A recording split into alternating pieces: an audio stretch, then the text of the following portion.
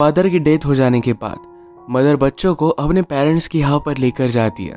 कुछ रीजंस की वजह से बच्चों को घर में छुप कर रहना पड़ता है। यहाँ से एक बहुत ही अजीब तरीके से स्टोरी अनफोल्ड होती है। हेलो फ्रेंड्स, आज मैं आपको फ्लावर्स इन द एटिक ये 2014 की एक हॉलीवुड मूवी एक्सप्लेन करने वाला हूँ। अगर आपको वीडियो अच्छा लगता है तो प्लीज़ इसे लाइक और कमेंट ज़रूर कर दीजिएगा। अब बिना किसी देरी के एक्सप्लेनेशन स्टार्ट करते हैं। मूवी स्टार्ट होती है और हमारी कैरेक्टर कैथरीन ही हमसे बात कर रही थी। वो कहती है कि लाइफ में कब क्या टर्न आ जाए इसके बारे में आप बता नहीं सकते। पहले तो हमारी लाइफ बहुत ही परफेक्ट थी, पर उसके बाद बहुत ही डेंजरस से टर्न आए। अब ये सब क्या था ये हमें फ्लैशबैक में पता चलेगा। हम कैथरीन की फैमिली देखते हैं जिसमें उसके छोटे से ट्विन ब्रदर और सिस्टर्स थे और एक बड़ा ब्रदर था जिसका नाम था क्रिस्टोफर। मदर का नाम था कोरिन और फादर का भी नाम क्रिस्टोफर ही था। फादर हमेशा अपने काम से ज़रा दूर रहते थे। आज वो घर पर आए तो उन्हें देखकर सब लोग बहुत ही एक्साइटेड थे। फादर ने भी सबके लिए गिफ्ट लाया था। मदर के लिए उन्होंने एक बहुत ही एक्सपेंसिव नेकलेस लाया है। इसके बाद वो बच्चों के साथ गार्डन में खेल रहे थे। कैथरीन अपने फादर से बात करती है, कहती कि आप इतना ज़्यादा दूर मत जाया करिए। वो उन्हें मिस करती है। घर में सब लोग बिजी होते हैं और उस पर कोई भी ध्यान नहीं दे पाता। वो और कुछ बता पाती इससे पहले कोरिन अच्छी तरीके से तैयार होकर बाहर आ गई।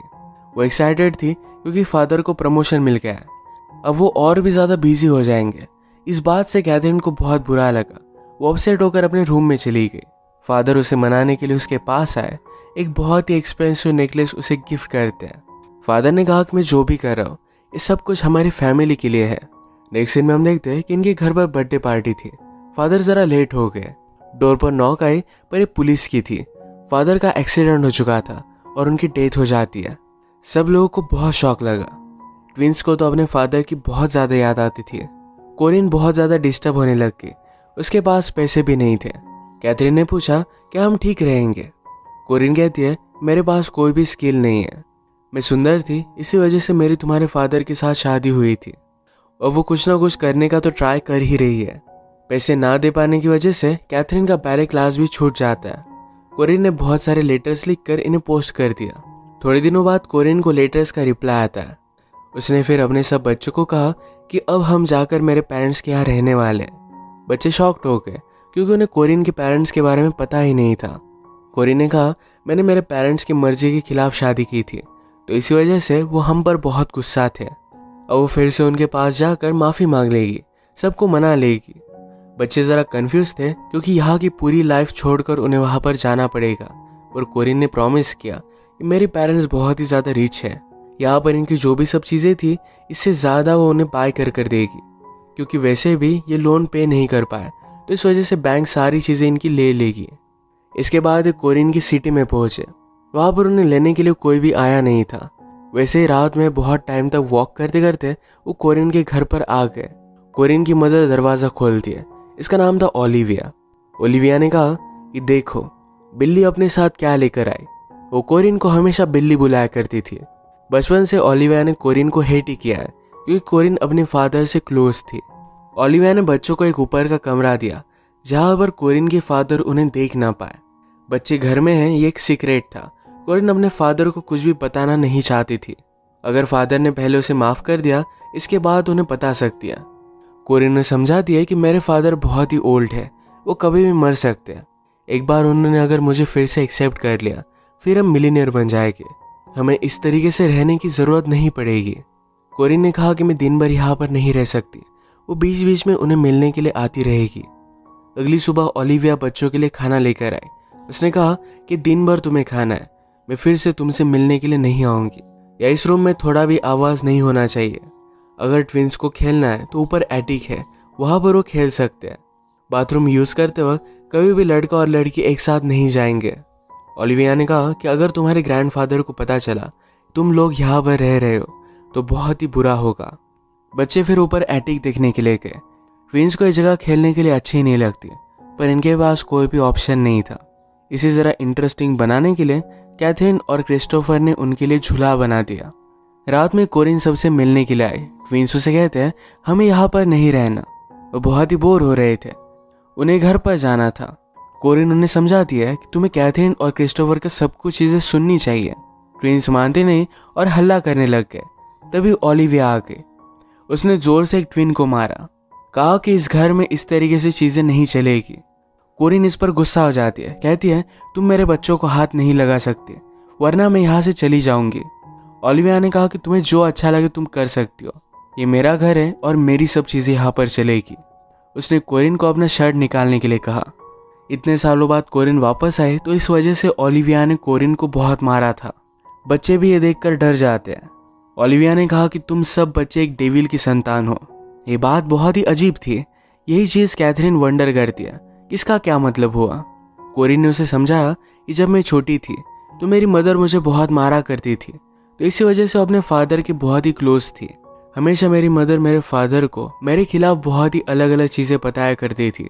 स्लोली मेरे फादर भी काम में बिजी हो गए थे, तो इस वजह से मैं घर में अकेली पड़ गई। तभी मेरे फादर का हाफ ब्रदर हमारे पास रहने के लिए आया, क्योंकि उसकी मदर की डेथ हो गई थी। यानी कि वो कोरिन का इनडायरेक्टली अंकल था। वो बहुत ही हैंडसम और काइंड हार्टेड था। कोरिन और उसमें प्यार हो गया। इन दोनों ने भागकर शादी कर ली और इसी वजह से इनकी फैमिली इन पर बहुत ज़्यादा गुस्सा हो गई थी। फादर ने भी कोरिन को उनकी विल से निकाल लिया था। ओलिविया ने कोरिन को कहा था कि अगर तुम्हारे बच्चे हुए तो एबनॉर्मल होंगे, पर ऐसा कुछ भी नहीं हुआ। इसके बाद नेक्स्ट सीन में हम देखते हैं ट्विंस के लिए क्रिस्टोफर गार्डन पेंट कर रहा था। ओलिविया ने कैथरीन से पूछा कि ऊपर चल क्या रहा है। कैथरीन कहती है कि क्रिस्टोफर पेंट कर रहा है, वो एक बहुत ही अच्छा पेंटर है। ओलिविया पूछती है कि कभी उसने तुम्हारी पेंटिंग बनाई है क्या, तुम्हें कपड़े निकालने के लिए उसने कहा। कैथरीन को यह बात बहुत ही कंफ्यूजिंग लगी। ओलिविया समझती थी जिस तरीके से कोरिन का अपने अंकल के साथ अफेयर हुआ, उसी तरीके से इन ब्रदर सिस्टर में भी कोई रिलेशनशिप हो सकती है। अब इसके बाद थोड़े दिन बीत गए थे और कोरिन बच्चों को देखने के लिए आई ही नहीं। वो आने के बाद कहती है कि मुझे पूरा टाइम मेरे फादर के साथ ही बिताना पड़ा। वो सेलिंग गई थी, उनके साथ पिकनिक पर गई थी। ये बात कैथरीन को अच्छी नहीं लगती। उसने कहा 1 मंथ हो गया तुम हमें देखने के लिए आई ही नहीं। तुम्हें जल्दी अपने फादर को मनाना चाहिए, हमें भी बाहर जाना है। हम इतने भी बुरे नहीं कि वो अपने खुद के ग्रैंड चिल्ड्रन को एक्सेप्ट ना करे। कोरिन अब उन्हें सच बताती है, कहती कि मेरे फादर ने मुझे माफ़ किया, पर एक ही कंडीशन पर कि मुझे कोई भी बच्चे नहीं। अब वो उन्हें बच्चों के बारे में नहीं बता सकती। फादर बूढ़े हैं तो उनके मरने का इंतज़ार इन्हें करना पड़ेगा। कैथरीन अपसेट थी, पर क्रिस्टोफर उसे समझाता है कि जल्द से ये टाइम भी गुजर जाएगा। उनकी ट्विन सिस्टर उनके पास आई और कहा कि कोरिन मिल नहीं रहा। वो हाइड एंड सीक खेलते हुए एक बॉक्स में बंद हो गया था। इसे जल्दी से जाकर खोलते तो अनकॉन्शियस हो चुका है। कैथरीन ने उसे हॉट वाटर में बहुत हीट किया, उसके बहुत अच्छे से ख्याल रखती है। इन्हें हेल्प करने के लिए कोई आया भी नहीं था। इसके बाद और भी टाइम गुजर जाता है। अब डायरेक्टली क्रिसमस आ चुका था। कैथरीन ज़रा पॉजिटिवली कहती है कि हमें ओलिविया के लिए गिफ्ट बनाना चाहिए। ये गिफ्ट बनाने के बाद ओलिविया सिर्फ इसे देख लेती है और वैसे ही फेंक कर चली गई। कोरिन जब इन्हें मिलने के लिए आए तब बहुत सारे गिफ्ट लेकर आए। बच्चे बाहर की दुनिया मिस करते थे तो उनके लिए एक टीवी भी लेकर आती है। उसने कैथरीन के लिए एक बहुत ही ब्यूटीफुल सा ड्रेस लाया हुआ था। कैथरीन ने कहा कि ड्रेस पहनकर हम जाएंगे कहाँ, हम हमेशा ऐसे हाइड होकर नहीं रह सकते। आज घर में क्रिसमस की पार्टी थी तो कैथरीन और क्रिस्टोफर दोनों आने की जिद करते हैं। कोरिन भी इसके लिए मान गई। उन्हें पार्टी में लेकर गए, पर ऊपर के लिकर कैबिनेट में उन्हें बंद करके रख दिया, जहाँ से वो सिर्फ पार्टी देख सके। एक बॉटल लेने के लिए ओलिविया ऊपर आई थी, पर वो निकालती नहीं, वो बच्चों को पकड़ ही लेती है। पार्टी में फर्स्ट टाइम हम कोरिन के फादर को देखते हैं। वो बहुत ही बूढ़े थे। कोरिन के फिर से फैमिली में आने से उन्हें बहुत अच्छा लगा था। उसे एक बहुत ही एक्सपेंसिव नेकलेस गिफ्ट करते हैं। पार्टी के बाद जब बच्चे यहाँ से जा रहे थे तो कोरिन को एक आदमी के साथ वो देखते हैं। उसे कह रहा था कि हमारी लाइफ एक साथ स्टार्ट करने के लिए मैं रुक नहीं सकता। उसे कहीं दूर लेकर जाना चाहता था। कैथरीन को ये बात अजीब लगी, पर क्रिस्टोफर कहता है मदर अब अमीर होने वाली है, उसके पीछे तो बहुत लोग होंगे। कैथरीन अपने रूम में चली गई, पर क्रिस्टोफर आसपास घूमता रहता है। जब कोरिन को ये बात पता चली तो बहुत ज़्यादा गुस्सा हो जाती है। क्रिस्टोफर के आने के बाद उसने उसे जोर से स्लैप किया। अगली सुबह उन्हें सॉरी बोलने के लिए आई। क्रिस्टोफर ने पूछा कि आदमी तुम्हारे साथ कौन था। कोरिन कहती को मेरे फादर का लॉयर है, हमें उसकी ज़रूरत है, हमें मेरी मंजिल के बहुत ही करीब हो। उसे बहुत बुरा लगा कि उसने कल ये सब किया था। वो कहती कि हम इस तरीके से नहीं रह सकते, अगर हमारे पास पैसे नहीं तो क्या हुआ, हम कहीं भी एडजस्ट कर लेंगे। बच्चे सुनकर उसे कहने लग गए कि हम यहाँ पर रह सकते हैं, ज़्यादा वरी मत करो। एक्चुअल में कोरिन उन्हें मैनिपुलेट करने लग गई थी। वो खुद इतनी लालची है तो कभी भी ये सब छोड़कर नहीं जा सकती। एक दिन ऊपर क्रिस्टोफर लड़कियों के मैगजीन्स देख रहा था कैथरीन जब ये उसे पूछती है तो छुपा लेता है। इसके बारे में कैथरीन ने कोरिन से पूछा। कोरिन ने कहा कि अब तुम लोग बड़े हो रहे हो तो ये अलग अलग चेंजेस तो आने ही वाले हैं। वो कैथरीन के लिए एक ड्रेस लेकर आती है। जब ये ड्रेस कैथरीन पहन रही थी तो क्रिस्टोफर उसे देख लेता है। ये जरा ऑकवर्ड था तभी ओलिविया यहाँ पर आ गई। उसे लगता है इन दोनों में कुछ चल रहा था। ओलिविया गुस्सा होकर कोरिन को पनिश करना चाहती थी, उसके हेयर्स कट कर पर क्रिस्टोफर उसे मना करता है। रात में ओलिविया ने कैथरीन के सर पर टार लगा दिया। सुबह होने पर इसे निकालने के लिए वो बहुत ट्राई करते हैं पर निकाल नहीं पाते। कैथरीन क्रिस्टोफर से कहती है कि तुम्हारी कोई भी गलती नहीं थी, तुम सिर्फ मुझे देख रहे थे। क्रिस्टोफर ने कहा कि तुम मेरे बहुत पास हो, मैं हमेशा लड़कियों के बारे में ही सोचता रहता हूँ। उसे लगता है कि कैथरीन बहुत ही ब्यूटीफुल है पर वो इस तरीके से सोचना नहीं चाहता।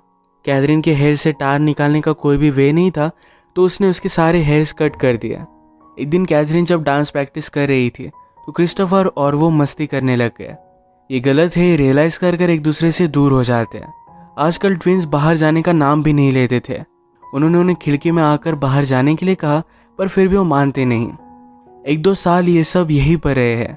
कैथरीन और क्रिस्टोफर को भी बाहर जाना था तो रात में एक रस्सी की मदद से नीचे उतर जाते हैं।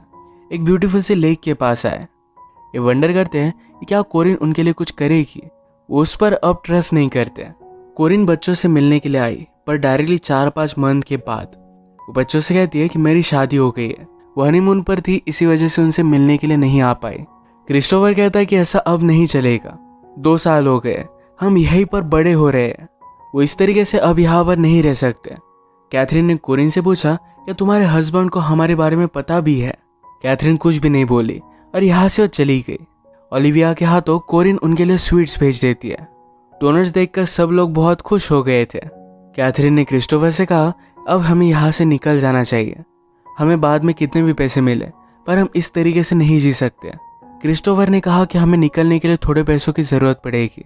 वो विंडो के पास खड़ा था तो ओलिविया उस पर बहुत चिल्लाती है। वो उसे कभी भी उसके नाम से नहीं पुकारती तो क्रिस्टोफर कहता है मेरे फादर की तरह क्रिस्टोफर नाम है। इस बात पर ओलिविया और भी ज़्यादा गुस्सा हो गई, उसे कोड़े से बहुत मारती है। कैथरीन ने क्रिस्टोफर की जख्म देखी और ये दोनों किस कर लेते हैं। अगले दिन ये दोनों करीब थे और ओलिविया आके तो कहती कि तुम दोनों कर क्या रहे हो। क्रिस्टोफर रोते रोते ओलिविया के पैर में गिर गया। कहता है कि मुझसे बहुत बड़ी भूल हुई है, प्लीज़ मुझे माफ़ कर दो। ओलिविया गॉड पर बहुत बिलीव करती थी। उसने कहा तुम्हें गॉड ही माफ़ कर सकता है। ओलिविया के जाने के बाद कैथरीन बहुत ही कन्फ्यूज्ड हो गई। क्रिस्टोफर से पूछती कि तुम ये सब कर क्या रहे थे। क्रिस्टोफर हंसने लग गया। उसने ओलिविया की कीज की कॉपी बनाई थी। अब वो जब चाहे यहाँ से निकल सकते हैं। अब हर रोज़ रात में जाकर घर से थोड़े थोड़े पैसे निकालने लग गए। ऐसे थोड़े थोड़े पैसे चुराते हुए इन्हें बहुत टाइम लग सकता था पर इनके पास कोई ऑप्शन नहीं था। एक रात जब ये ऐसे ही निकले हुए थे तो कोरिन का हस्बैंड ड्रंक होकर सोया हुआ था। कैथरीन उसके पास गई। वो क्यूरियस थी तो उसे किस कर लेती है। इसके बाद वो पैसे लेकर रूम में आ गए। बाहर क्रिस्टोफर फेंस को देख रहा था। ये अभी अभी बनवाई गई थी और इस पर इलेक्ट्रिक का शॉक भी वो लगवा रहे थे। इस इलेक्ट्रिसिटी को बंद करने का स्विच उसने ढूंढ लिया। घर में आकर वो देखता है तो कोरिन और उसका हस्बैंड बात कर रहा था। उसका हस्बैंड कहता है कि मुझे एक सपना आया जिसमें तुम जैसे एक छोटी सी लड़की मुझे किस कर रही थी। क्रिस्टोफर समझ गया कि कैथरीन थी। उस पर बहुत ज़्यादा गुस्सा हो जाता है। गुस्से में एक दूसरे के साथ इंटीमेट हो गए।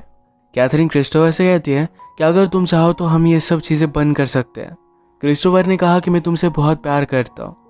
एक दिन इनका ट्विन ब्रदर बहुत ही ज़्यादा बीमार हो गया। ये बात उन्होंने कोरिन से कही पर फिर भी उसे हॉस्पिटल ले जाने के लिए मना कर रही थी। कैथरीन उसे बहुत भला बुरा कहती है तो इसके बाद ओलिविया ट्विन को हॉस्पिटल में लेकर गई। अगले दिन ओलिविया इनके पास आई। कहती कि तुम्हारा ट्विन ब्रदर बहुत ही ज़्यादा इल था।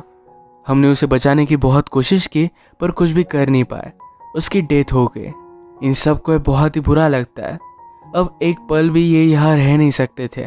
दोनों मिलकर डिसाइड करते हैं कि रात में घर में जो भी ज्वेलरी होगी, जितने भी पैसे होंगे, सब लेकर यहाँ से वो भाग जाएंगे। यही चोरी करते हुए मेड की बात उन्होंने सुनी। यहाँ की मेड भी चोरी कर रहे थे। वो कहते हैं कि कोरिन के फादर के मर जाने के बाद अब वो स्लोली सब मेड्स को निकाल रहे हैं। हम खुद का जितना फ़ायदा कर सके हमें उतना कर लेना चाहिए। क्रिस्टोफर को शौक लगता है कि एक्चुअल में उसके ग्रैंडफादर की 6 मंथ्स पहले ही डेथ हो गई है। कोरिन को अपनी न्यू लाइफ बहुत ही अच्छी लगती थी। उसने अपने हस्बैंड को भी बच्चों के बारे में नहीं बताया था। उसका प्लान था कि बच्चों को हमेशा एटिक में ही रखेगी।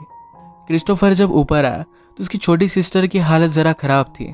छोटी सिस्टर ने अपना डोनट एक माउस को खिलाया था और माउस की डेथ हो गई।